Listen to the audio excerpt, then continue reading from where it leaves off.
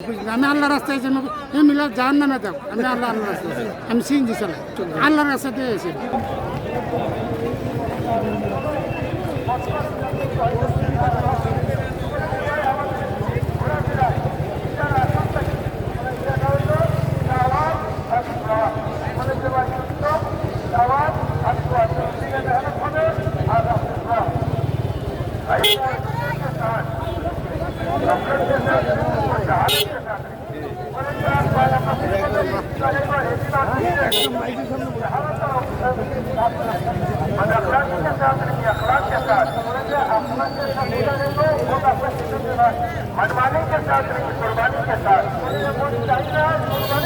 এককভাবে ক্ষমতা কিছু নাই তাবলিগ জামাত, এবং তাবলিগ জামাতটা আপনার খুন খারাপ এগুলো পছন্দ করে না, মানুষের গায়ে হাত বুলে দিনের পথে আনা।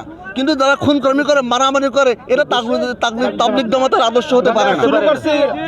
আদর্শ হতে পারে গায়ে হাত বলে, বাবা আসো দিনের পথে আসো, ভাই নামাজের পথে আসো, ভাই আদান দিচ্ছে আর অন্য কাজ ফেলে দিনের পথে চলে আসো, এটা তাবলিগের কাজ।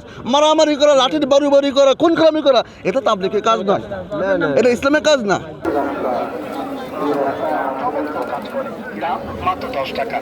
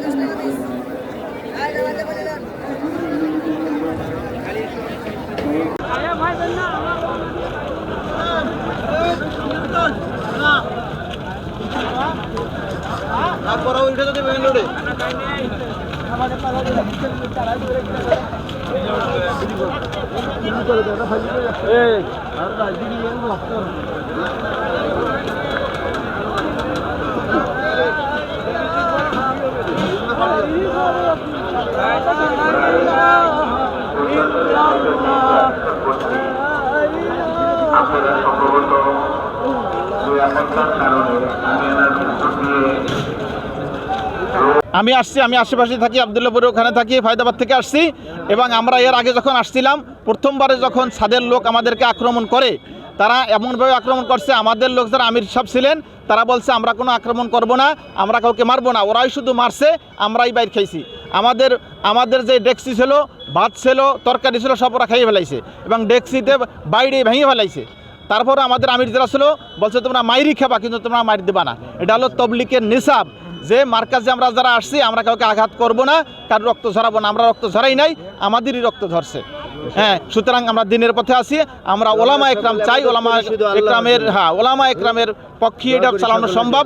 তারাই মার্কাজ চালাবে, তাদের উপরে ন্যস্ত করবে, এটাই আমাদের সবার আশা এবং প্রত্যাশা।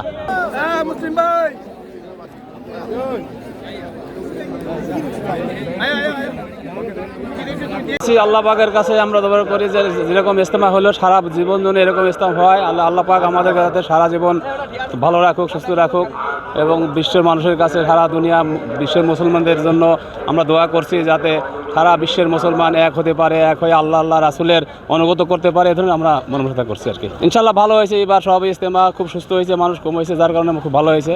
সবসময় যা আল্লাহ পাকের কাছে আছে তাই পাইছি, ইনশাল্লাহ ভালো হয়েছে।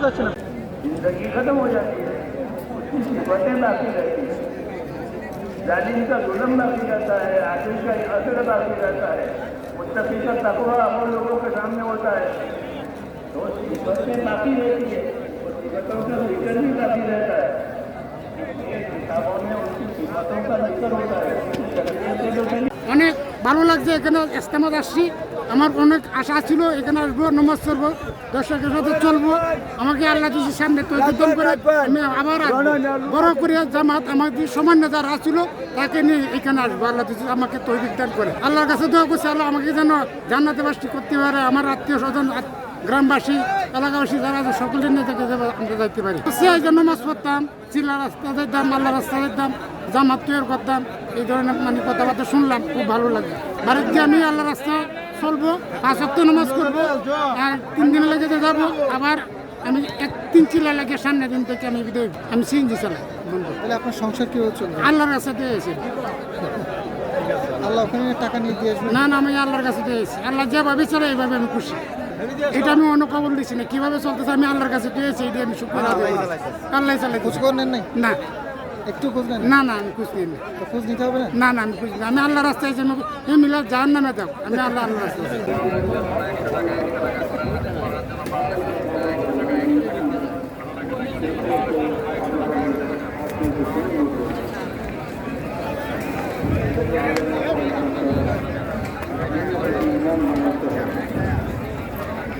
আসসালামু আলাইকুম রহমতুল্লাহ। আমাদের অনুভূতি অনেক ভালো লেগেছে। আসলে এরকম একটা মজমায় শরীক হতে পেরে আমরা অনেক খুশি। আল্লাহ তাআলার শুকরিয়া আদায় করি, আলহামদুলিল্লাহ। কোথেকে আসছেন? বাগেরহাট এই যে এত মানে বৃদ্ধ বয়সে আপনি এখানে আসলেন, আসলে কেন, কি উদ্দেশ্যে, মানে কাকে খুশি করার জন্য? আল্লাহর খুশি করার জন্য আইছি, রসুলকে খুশি করার জন্য। এই যে আপনার তো কষ্ট হয় নাই এই যে এখানে আসছেন যে? কষ্ট তো হয়েছে অবশ্যই, সেটা পুরো মানুষ এই সীমিত ব্যক্তিভেদে বোঝালাই দেয় না।